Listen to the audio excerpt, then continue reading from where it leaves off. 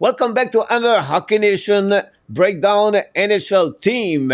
And today we talk about the Minnesota Wild. Of course, Marco Larabi is going to join me talking about the Wild. So, Marco, give me a little bit more information about the Wild before we go a little bit more deeper. Yeah, Coach, the Minnesota Wild is kind of they're in cap hell. Bill Guerin, made some very bold decisions. Trying to get that team a little bit more competitive. He's a guy that doesn't like to lose, and he's made a lot of moves to try to kind of just keep this team be kind of like mid. Like it's a team that's always kind of just nibbling on the edges. Sometimes making the playoffs, sometimes not. But overall, like it's an interesting team. Like they're right there. They're not doing a big, kind of like tear down and rebuild. Interesting players there. Like obviously you have some quality players and some good prospects coming, right? Just another year where they have to kind of like white knuckle their way through a season where they just have all this dead cap that they can't do anything with. And just hope that they can move the pieces around the chessboard a little bit to make it through another year and hopefully give their very, very passionate fans in Minnesota some important hockey to watch, hopefully in the spring. So we're going to go a little bit more deeper and see what they look like. You're absolutely right. You nailed it, Marco, because look, 2 years ago, they have 113 points. They dropped at 103 the fun year, and they finished only with 87, 2023, 2024. And the biggest problem, like you just said, the buyout of two players, Ren Sutter and, of course, Parise. And for the second year, back-to-back, grabbed $14 million on the salary cap. That's not easy to fix this. They have to go with a lot of prospect inside the roster. That's what they got there. Maywald, you're absolutely right. Bill Guerin make a big trade. Remember, the Kevin Fiala sent a Fiala to the King, but they got Brock Faber. He just signed a contract at 8 years at 8.5 a couple of days ago. And he have an amazing, great year with 47 points this year. With the 8 goals, he was the runner-up of the Calder Trophy behind Connor Bedard. But you have to look a little bit more about who is out. And I see only Pat Maroon and Kolikoski right now for the Minnesota Wild. And they are also bring in only Jan Trenin and then Loco, I believe, for the Boston Bruins. But they have a lot of very great prospect going to be a part of the roster for the upcoming year. The buyout $14 million is a big problem for them. Look about what they got on the top 6 forward for the upcoming year. Of course, the superstar Kaprizov, 96 points last year, is at 26 years old with 46 goals. Followed by Matthew Boldy, the 12 overall pick. I love this kid. Marco is a great hockey player, big winger, and he has 69 points last year with 29 goals. Eriksson, A.K., we talk a lot here. Patrice Bergeron, we talk about Barkov, a 200 feet game. I think this is maybe the best third center NHL on the 200 feet game. He's physical also, Marco. He's not like a strong kid, by the way. So 64 points last year, 30 goals. Zuccarello is still hanging there, Marco. 36 years old, 63 points last year, 51 assists, by the way. And then there was the first year with Marco Rossi stepped up, I believe, is an 8th overall pick a couple years ago, and he got 40 points, 21 goals. This is just going to become better and better for Marco Rossi. But the other 4 defensemen, they got their 4 quatuor. They have Faber, like I just mentioned to you, 47 points. Middleton, and you can see now, Middleton is what they struggle a bit on the second pairing, but they missed a lot last year. Spurgeon played only 16 games with many injuries. I think it will be a big plus for the upcoming year.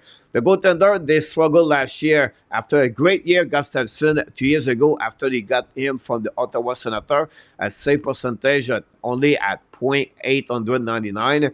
And then you have Fleury. This could be the last season, I believe, Fleury in NHL. 2.98 and 8.97. And I think that will open the door at some point. Of course, the Wellstead, when we look about their prospect, many of them are going to be a part of the roster. Talk about Marco Rossi already, but Kuznetsov is another one, the 5'9" draft and 2020 37 overall pick.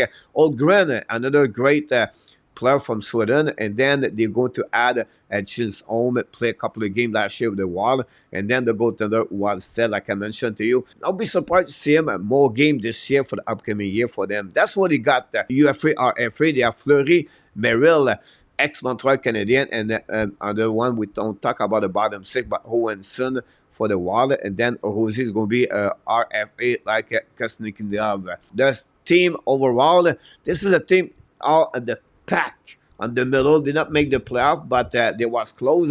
21st on the goal for, 20 on the goal again, Marco. Power play 10, but the PK struggled 30. This is really where I feel like you look about the top 4 defensemen, that reflect exactly where the PK struggled for them. The good news, I think, is to get at the 12, I think it was 12 overall pick, Biome from the Denver FC. It could be, for me, a top 8 at the NHL draft 2024. If you're Minnesota Wild fans, you would be excited to get that defenseman, and that would fix their problem they have a long term. Charlie Strummel, a 21st round pick, still have some problem, but we'll see if he's going to make it. I really like Daniel Urav. I'll give you an overview, Marco. At 2025, they don't have the pick number 3 round and 5th round.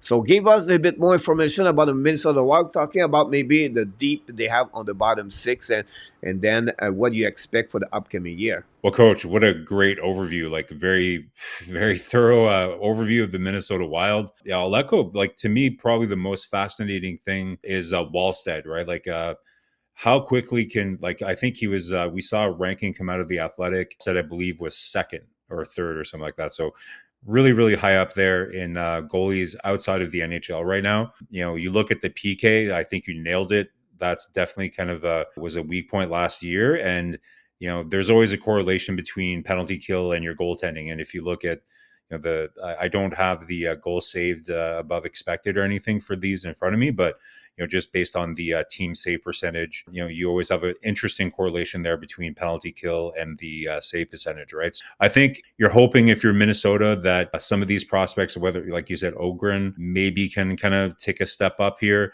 Strama, like you said, had a really, really tough year last year. You know, was a 1st round pick, and, you know, definitely had a bit of a tough time in the NCAA. So they're going to look for him to bounce back. I don't suspect that he'll be cracking the NHL lineup this year. But yeah, they're going to need to find some magic in the bottom 6 to roll out a competitive lineup here. But again, it's another team that just finds a way to stay in there. Like I 100% agree with you with Eriksson Ek, like really underrated center, amazing 2-way game. Look at their power play coach. Like, he's a very sneaky good power play player as well too. Like, really good in front of the net. Reminds me a little bit about, I'm not comparing him to Barkov, but he has Barkov-like elements to his game on the power play, like really strong in front of the net, doing kind of like sneaky plays like Van Riemsdyk does, like really, really nice down low player on the power play, as well as being a really good 2-way center. What I look at here is the center depth, right? So you're looking at Rossi being 2nd line center, you know, very undersized guy, like nice rookie season and everything, but we'll see kind of how much he can kind of take on, like the injury histories with him in the past and everything. There are some questions that he might be on the trading block as well too. So we'll see what they do there, but they enter into the season on paper being pretty reliant on him to play a pretty important piece down the middle for them. So that's a bit of a question mark there. And then, you know, in the past, they've been forced to use players, you know, down the middle that maybe normally you wouldn't, like maybe like Ryan Hartman played a lot of center for them. And I think most people would view him more as a winger, but he had really a lot of success with Zuccarello in the past couple of years too, right? To me, that's the big question, is down the middle. Will the goaltending kind of hold up and bounce back a little bit? If you look at their 5-on-5 play and their power play, it's going to give them a chance if they can replicate those numbers to make a run. But the penalty killing is going to need to be better. It's going to be a tough grind. It's hard for me to disagree with your projection here. Does 90 points get you there? It's going to be tough, right? So unless really, I'm sorry, right? I put 90 point, but it could be a little bit less for them, and then you nail it. I think the Central, for me, the Nashville Predators are better. In my opinion, I think that will complicate the situation for them. And then you have to talk about Utah. Utah is under not easy team anymore. So if you put this together, this is a team going to fight right now for spot number 5, 6, 7 on the Central Division. I think Colorado, Dallas, Winnipeg, and Nashville are in front of them. But if you look about a little bit long term, they have a great goaltender. They're going to get a Faber, a Beyond. But this is another year.